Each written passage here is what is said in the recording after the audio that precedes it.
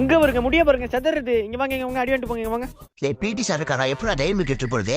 மச்சான் நான் சொல்றதை கேளு. டைரி மில்க் இருக்கியா? பாக்கெட்ல இருந்து அழகா எடு. சார் பின்னாடி நிப்பாரா? டைரி மில்க் முன்னாடி வை. முன்னாடி வந்துட்டாரா? டக்குன்னு பின்னாடி திருப்பிடு. அப்படியே இந்த பக்கம் சுத்தி வர்றப்ப அப்படியே கையை எடுத்து வச்சு பாக்கெட்ல வச்சிரு. முடிஞ்சு. சரியா? சரி மச்சான். கிளம்பு பாத்துக்கலாம் போ.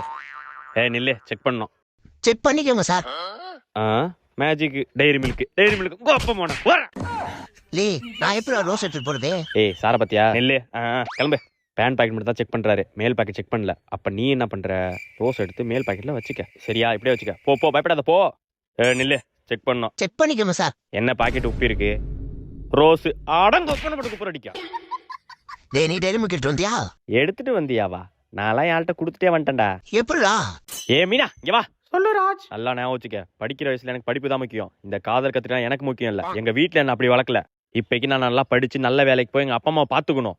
எனக்கு அதுதான் முக்கியம். இந்த காதெல்லாம் எனக்கு பிடிக்காது. இந்த உன் டைரி மில்க் நீயே வச்சுக்க. இனிமே என் பின்னாடி வராத. இந்த காலத்துல இப்படி ஒரு பிள்ளையா?